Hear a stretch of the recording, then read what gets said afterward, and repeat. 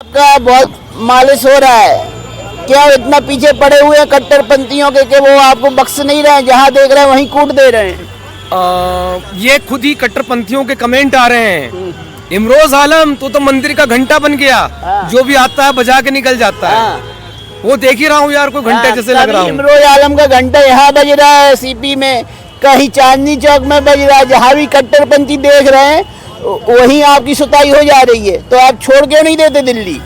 नहीं, दिल्ली तो नहीं छूटेगी। दिल्ली तो है ही दिल वालों की। एक बात बता दें, इनको जो कल मुझे चांदनी चौक पर मिले हैं, अगर ये हरामखोर मेरी बात को सुन रहे हो, मैं डायरेक्ट कह रहा हूँ, चैलेंज कर रहा हूँ, अगर संविधान पे जरा सा ही भरोसा रखते हो, क्योंकि ये तो कुरान को मानने वाले हैं, अगर संविधान को मानते हो तो मेरी पुलिस कंप्लेंट करो कि मैं गलत क्या कहता हूँ। अरे भाई, मैं कुछ गलत कह रहा हूँ, कोई गलती कर रहा हूँ, तो कोई गुस्ताखी कर रहा हूँ, तो आप कंप्लेंट क्यों नहीं करते? की शान में गुस्ताखी कर रहे हो, कुरान पे आप प्रश्न चिन्ह लगा रहे हो। इस्लाम में हराम है कुरान पे प्रश्न चिन्ह लगाना। जब प्रश्न चिन्ह लगाओगे तो गुस्ताखी हुई कि नहीं हुई? अच्छा, तो नबी की जब मैं बात बताऊंगा, जो कारनामे नबी ने किए हैं, मोहम्मद सल्लल्लाहु अलैहि वसल्लम ने किए हैं, तो क्या वो गुस्ताखी होगी? मैं यहाँ भी मोहम्मद सल्लल्लाहु अलैहि वसल्लम कह के बात कर रहा हूँ। मैं मोहम्मद कह के ही बात नहीं कर रहा खाली, हाँ, इज्जत दे के बात कर रहा हूँ। तो भाई मोहम्मद साहब ने क्या वो कांड नहीं किए? 6 साल की छोटी बच्ची से निकाह नहीं किया, 9 साल की उम्र में हमबिस्तरी नहीं की? क्या उन्होंने सफिया इसके माँ बाप को मार के उसी रात उनके साथ सेक्स नहीं किया? शादी भले बाद में की। क्या उन्होंने मारिया अल-किब्तिया से बिना निकाह के एक बेटा पैदा नहीं किया? इब्राहिम गिफ्ट में मिली हुई, कहीं लड़कियां गिफ्ट में मिलती है? इस्लाम में लड़कियां गिफ्ट में मिलती है? हाँ। ये कौन सी असलियत आप उजागर कर रहे हैं? भाई असलियत क्या है? ईसाई लड़की थी, गिफ्ट में मिली थी मारिया अल-किब्तिया, एक लोंडी के रूप में। लोंडी बोले तो हमारी आज की भाषा में रखेल। हाँ, तो वो मिली थी, क्योंकि गैर मुस्लिमों की माँ बहन बेटियां सब की सब जायज है। पहले खुद यूज करो, बाद में मार्केट में बेच दो, मंडी सजा दो। तो ये तो लिखा हुआ है ना भैया। गुस्ताखी तो तुम तब मानोगे जब मैं अपनी तरफ से कुछ कह रहा हूँ। मैं इस्लाम की कभी कोई बुराई नहीं करता। मैं इस्लाम की केवल और केवल सच्चाई बोलता हूँ। जो सच है वही उजागर करता हूँ। मदनी बोल रहे कि आप जैसे एक्स मुस्लिम इस्लाम को बदनाम करने का ठेका ले लिए हैं। मदनी साहब का बयान है। मदनी साहब आइए, चैलेंज करता हूँ, बैठिए, 1 to 1 बात करते हैं। आप मुझे 3 चैलेंज है पूरी दुनिया भर के मुसलमानों को। मुझे मोहम्मद साहब को, मतलब पैगंबर, गॉड का मैसेंजर तो बड़ी बात है, सिर्फ और सिर्फ एक अच्छा इंसान साबित कर दो। पहला एक चैलेंज। दूसरा चैलेंज, तुम अपने अल्लाह को एक सच्चा खुदा, सच्चा ईश्वर साबित कर दो। दूसरा चैलेंज। तीसरा चैलेंज ये है कि जब तुम्हारे यहाँ पे गुस्ताखी की सजा सरतन से जुदा है, तो कुरान पूरी दुनिया के रिलीजन्स की, चाहे वो कोई भी हो, हर आइडियोलॉजी की गुस्ताखी कर रहा है, तो फिर कुरान की सजा क्या होनी चाहिए? क्या कुरान को सूली पर नहीं चढ़ना चाहिए? अगर मैं आज भी कह रहा हूँ, अगर मैं गलत कर रहा हूँ, गलत कह रहा हूँ, तो करो मेरी FIR दर्ज, पहुंचाओ मुझे कोर्ट, सुप्रीम कोर्ट तक।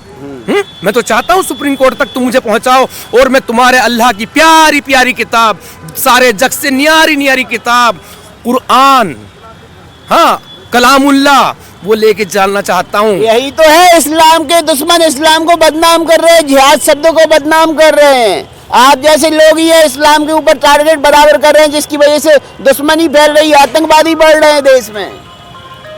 भाई साहब, जो हमारे इन्होंने कहा, मदनी साहब, आपको भी साहब लगा के बड़े प्यार से, बड़ी इज्जत और एहतराम से मैं कह रहा हूँ, आपने क्या कहा था जिहाद का मतलब? और आपके मौलाना क्या बताते हैं? स्ट्रगल, संघर्ष। तो कोई ऐसा मजदूर मुझे मिला दिखा आज तक जो राज मजदूरी करता हो, गधा मजदूरी करता हो, घर पे कह के अपने बीवी बच्चों जाए कि जी मैं जिहाद पे जा रहा हूँ? मैंने मुंबई में इतने टाइम संघर्ष किया बॉलीवुड में, और मुसलमान भी इतने संघर्ष कर रहे हैं, कहलवाओ उनके मुंह से कि मैं बॉलीवुड में जिहाद कर रहा हूँ। जिहाद तो करते हैं बॉलीवुड में, संघर्ष वाला नहीं। किस तरह से लॉलीपॉप दे के जन्नत का अपनी गैर मुस्लिम माँ बहन बेटियों को इस्लाम में लाना, हाँ, लव जिहाद करना, ये वाला तो जिहाद करते हैं, लेकिन संघर्ष को कौन जिहाद कह रहा है? और रही बात, ये कह रहे थे, अरे संघर्ष का मतलब उनका दूसरा संघर्ष है। संघर्ष का मतलब अपना हक लेने से है। वही तो मैं देख रहा हूँ भाई साहब, हक लेने से। अच्छा, इनका जो हक है ना, पूरी दुनिया पे हक है, हमारा कोई हक नहीं बनता। इन्होंने 56-57 कंट्री आप बना ली। जैसे काफिर इस्लाम का हक मार रहे हैं, इस्लामिकों का हक मार रहे हैं आप जैसे। तो एक बात बताइए, अल्लाह तुम्हारा आलिमुल गैब है, तो क्या तुम्हारे अल्लाह को पता नहीं था कि ये बंदा जो है, मेरा बंदा बाद में काफिर हो जाएगा, ये रास्ता भटक जाएगा, तो मुझे पैदाइशी काफिर क्यों नहीं बनाया? अल्लाह तुम्हारा आलिमुल गैब नहीं है? अगर वो आलिमुल गैब होता तो मुझे इस्लाम में पैदा ना करता। अब भी जहन्नुम में जाऊंगा, तब भी जहन्नुम में जाऊंगा, क्योंकि काफिरों से तो कोई हिसाब किताब ही नहीं होना। काफिर डायरेक्ट जहन्नुम में जाना है, जहन्नुम में जाएगा काफिर, डायरेक्ट जहन्नुम में जाएगा। कोई आपसे कोई हिसाब किताब नहीं होगा। रिंकेश भाई, तुमने ये किया था, चोरी की थी, उसकी डकैती की थी, तुमने उसको सताया था, उसका हक मारा था, फला किया था, ढिमका किया था, आपको कोई हिसाब किताब ही नहीं। हिसाब किताब भी ईमान वाले से होना है। आपको तो डायरेक्ट जहन्नुम में भेजेगा अल्लाह, डायरेक्ट। अब मुझे भी डायरेक्ट। लेकिन आप एक्स मुस्लिम हैं और ऐसे कैसे आप पीछे पड़ गए, बिल्कुल इस्लाम की खाल उधेड़ दे रहे हैं। अरे भैया, मैं इस्लाम के पीछे नहीं पड़ रहा, इस्लाम मेरे पीछे पड़ा हुआ है। इस्लाम मेरे पीछे पड़ा हुआ है, क्योंकि इस्लाम की खूबसूरती यह है कि आप इस्लाम को छोड़ सकते हैं, लेकिन इस्लाम आपको नहीं छोड़ेगा। यह है इस्लाम की खास बात। कब्र तक पीछा नहीं छोड़ता भाई। ये तो वो है मुर्तद की सजा सरतन से जुदा। मुर्तद बोले तो एक्स मुस्लिम, उसकी सजा सरतन से जुदा है। ये तो मेरा भाग्य अच्छा है कि मैं भारत में पैदा हुआ हूँ। और फिर एक बार कहूँगा, चांदनी चौक के जिहादियों, गुंडा शब्द तो छोटा है, जिहादियों चांदनी चौक पे आओ, FIR दर्ज कराओ। अगर संविधान को मानते हो, नहीं मानते तो फिर पाकिस्तान उठाओ, बोरिया बिस्तर निकल जाओ। समझे? अरे कोई कानून नाम की चीज है नहीं है। हाँ, अरे तो इस्लाम धर्म नहीं कहता कि वंदे मातरम गाया जाए, इस्लाम धर्म नहीं कहता कि राष्ट्रगान गाया जाए, इस्लाम धर्म नहीं कहता कि भारत माता की जय लगाया जाए। तो जबरदस्ती लगवाएंगे क्या आप जैसे एक्स मुस्लिम? तो आप लगाओ ना, आपको पसंद है तो। इस्लामिक लोग क्यों लगाएंगे, कट्टरपंथी लोग क्यों लगाएंगे वंदे मातरम का नारा? अच्छा, आपसे सवाल है, ये देश किनका है? इस्लाम को मानने वालों का है या फिर ये सनातन को मानने वालों का है? आप जैन है, ये सबका है। अगर कोई क्रिश्चियन है तो वो ईसा मसीह को मान रहा है, जैन है तो महावीर को मान रहा है, बौद्ध है तो बुद्ध को मान रहा है, तो सबका देश है भाई। हाँ, तो आप किसी पे जोर दे के नहीं कह सकते, यही कहना पड़ेगा। सुनिए, हाँ, आप जैन हैं, वो भी सनातन की परंपरा है। बौद्ध जो बौद्धिस्ट है वो सनातन की परंपरा है। सिखिज्म भी सनातन की परंपरा है। जो वैदिक धर्म को मानने वाले हैं, वेदों को, वो भी सनातनी परंपरा है। जो मूर्ति पूजक है वो भी सनातनी परंपरा है। अगर कोई नास्तिक है तो वो भी सनातनी परंपरा है। तो इस देश में सनातनी परंपरा वालों का देश है ये अरब की। लेकिन धर्म निरपेक्षता सबको अधिकार देती है कि आप अपने हिसाब से अपने धर्म का पालन कर सकते हैं, लेकिन वंदे मातरम बोलना जरूरी है। ये तो तभी आप भारतीय कहलाएंगे, तभी आप सच्चे देशभक्त कहलाएंगे। अगर कोई ये कहे कि जय श्री राम कहलाया जाए तो मैं उसका विरोध करूंगा। अगर कोई कहे आपके महावीर स्वामी जय महावीर स्वामी कहा जाए तो मैं उसका विरोध करूंगा। हाँ, मैं सारे विरोध करूंगा वो। लेकिन एक बात बताओ यार, वंदे मातरम धार्मिक है? आपसे पूछ रहा हूँ, धार्मिक सॉन्ग है ये? देश के लिए ना, राष्ट्र को समर्पित है ना। तो माँ को सलाम तो कह रहा है ना उसमें, और वो कह रहा है कि हमारी तो एक ही माँ जो हमें जन्म दे रही है, हमको और दूसरी माँ को जानते ही नहीं है।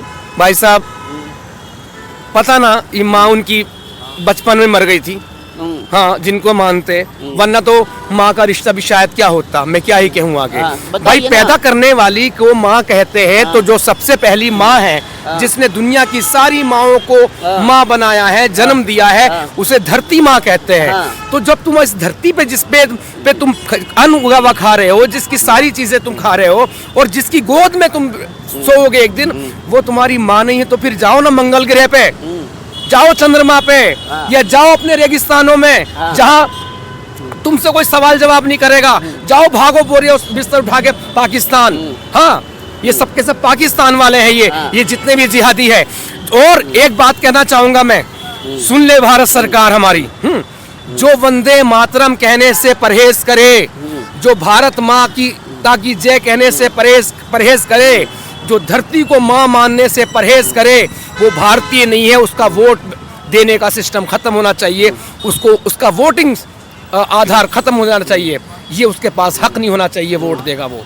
जब तुम देश को देश नहीं मान रहे हो भाई माँ को माँ नहीं मान रहे हो, तो तुम इस माँ के बेटे कैसे हुए?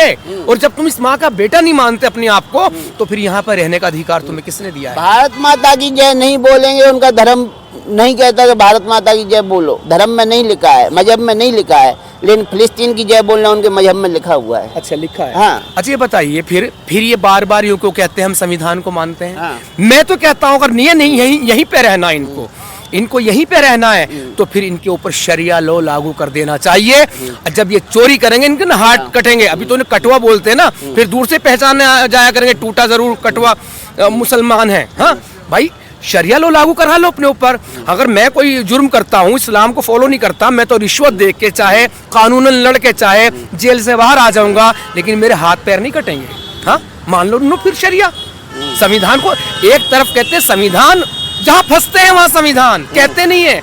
जहां इनकी गर्दन पे तलवार आ जाए, कानून की तलवार नहीं, सॉरी, कानून की पेंसिल जहां इनकी गर्दन के नीचे आ जाए, तो वहां पर इनके लिए है संविधान। बचाव के लिए कन्हैया लाल साहब का गला काटने वाला, उनके बच्चों को यतीम बनाने वाले, हाँ, उनके घर को बेसहारा बनाने वाले खुलेआम घूमते फिर रहे हैं। यार, ये कानून भी चेंज होना है, ये संविधान भी चेंज होना है। ये जो 1947 के टाइम पे कुछ ऐसे लिब्रांडो पैदा हुए थे, किस का नाम लूं, ऐसे लिब्रांडो पैदा हुए थे, बस उस वक्त अंग्रेजों के साथ साथ देशद्रोहियों के साथ साथ इनको भी निपटा दिया जाता, तभी ये देश ठीक ठाक होता।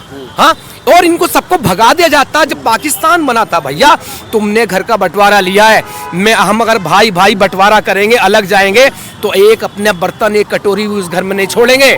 लेकिन ये कैसे रह गए जिहादी यहाँ पे? इनका तो मानना यह है, तुम अगर तुम्हारा चाहे बिल्डिंग है, बंगला है, चाहे झोपड़ा है, तो तुम घुसपैठिया हो, क्योंकि ये जमीन अल्लाह की है, ईमान वाले की जमीन है, ईमान वाले को रहने का अधिकार है, और किसी का अधिकार नहीं है यहाँ पर। समझे रिंकेश जी? जो इनका मदनी ये बोल रहा है, मदनी साहब आइए कभी भी एक्स मुस्लिमों से डिबेट कीजिए। आप जो कह रहा है मैं भटका हुआ, अरे भटके हुए तो तुम हो, भटके हुए तुम लोग हो। हाँ, जो अंधभक्त तुम लोग हो। हिंदू कहते हो अंधभक्त, क्या कहते हो? मूत्र, गाय का मूत्र पीने वाले। तुम्हारे नबी ने ऊंट का मूत्र नहीं पिलाया क्या? सहीह बुखारी में हदीस नहीं है क्या? हाँ, तुम ऊंट का पेशाब पीने वाले नहीं हो क्या? तुम कहते हो इन्हें बुत परस्त, हाँ, मूर्ति पूजक। और जो तुम्हारे वहां जाके सऊदी अरब में करते हो, शैतान के पत्थर मारते हो, वहां पे शैतान बैठा है क्या? तुम जिसकी काबे की तरफ मुंह करके नमाज पढ़ते हो, उसे कहते हो अल्लाह को सजदा हो रहा है, तो वो एक पत्थर क्या टुकड़ा नहीं है क्या? अगर तुम चले जाओ चंद्रमा पे, मंगल ग्रह पे, किसी और ग्रह पे, प्लूटो पे, हाँ, तो वहां तो तुम्हारा अल्लाह ही मर गया, वजूद ही खत्म हो गया, क्योंकि वहां काबा नहीं है। यहाँ दुनिया में तो अगर काबे का रुख समझ में नहीं आ रहा, तो नियत करके नमाज पढ़ लोगे, लेकिन जहाँ पे काबा ही नहीं होगा, वहाँ पे नियत कैसी होगी? वो तो दिशाहीन है। समझो अभी भी। एक चीज और रिंकेश भाई, ये मैं कहना चाहूंगा, ये भारत माता की जय नहीं कह रहे। एक बार को सपोज एग्जाम्पल हम मान लेते हैं, चलिए तुम अपने मजहब के एतबार से तरीके चलना चाहते हैं, तो हम तुम्हारी बात बड़ी कर देते हैं चलना, लेकिन फिलिस्तीनी तुम्हारे बाप लगते हैं, दादा परदादा लगते हैं। हाँ, तुम उनकी तरफ से जा रहे हो। और इजराइल भारत का एक दोस्त है, तो अपने देश का जो दोस्त है तुम उसका पक्ष नहीं लोगे? कहोगे वहां पे आर कर रहे हो कि मासूमों की जान जा रही है, कत्ल किया जा रहा है छोटे छोटे बच्चों का नहीं, आने वाले जिहादियों को मारा जा रहा है। मैं तब मानता, आपको बताऊं, भले एक्स मुस्लिम हूं, मैं फिलिस्तीन की तरफ से बोलता। अगर जैसे हमास ने हमला किया था और वो फिलिस्तीन वाले हमास के खिलाफ मार्च निकाल देते, हमास के खिलाफ बोलते, तो मैं अपनी भारत भूमि की कसम, मैं उनके फिलिस्तीन के पक्ष में जाता, गाजा पट्टी के पक्ष में जाता। मगर कैसे खुशियां मना रहे थे? पहले तो उंगली तुमने की थी भाई, वो चीज नहीं है। भारत की तरह लिब्रांडू ईंट का जवाब बस ईंट से दे दे, वो ईंट का जवाब पत्थर से नहीं, पहाड़ से देने वाला देश है। और ईश्वर से मैं प्रार्थना करता हूं कि एक दिन हमारे देश को भी ऐसा प्रधानमंत्री, ऐसा राष्ट्रपति और हर स्टेट के ऐसे सीएम दे दे जो ईंट का जवाब पत्थर से नहीं, पहाड़ से दिया करें। तब समझ में आएगा इनको, तब इनकी बुनियाद हिलेगी। और मुसलमान, एक चीज और बताएं, मुसलमान के ऊपर दुनिया में कहीं भी संकट आए, कहीं भी दुख आए, तो इनकी चीख निकल जाएगी। क्योंकि कुरान में एक चीज और आती है ना, इनके इस्लाम में भी एक चीज़ है, वो भूल रहा हूँ वो कौन सा वाला वाक़या है कि मतलब एक इंसान का कत्ल, पूरी इंसानियत का कत्ल कुरान की आयत कहती है। लेकिन इंसान कौन है इनकी नज़र में भैया? इनकी नज़र में सिर्फ मुसलमान ही इंसान है और कोई इंसान नहीं है। तो बताइए ये जो बम विस्फोट हुआ, कितने ये लाल किले पर कितने मार्च निकाले मुसलमानों ने, जो पकड़े गए तो उन्हें तो सुअर की खाल में लपेट के सुअर की खाल में लपेट के जला देना चाहिए जिंदा। जब हम ऐसा करेंगे तो फिर बीच में संविधान का आर करते हुए आ जाएंगे। जहाँ फंसते हैं ये वही संविधान मानते हैं, बाकी इनका बाप भी संविधान नहीं मानता।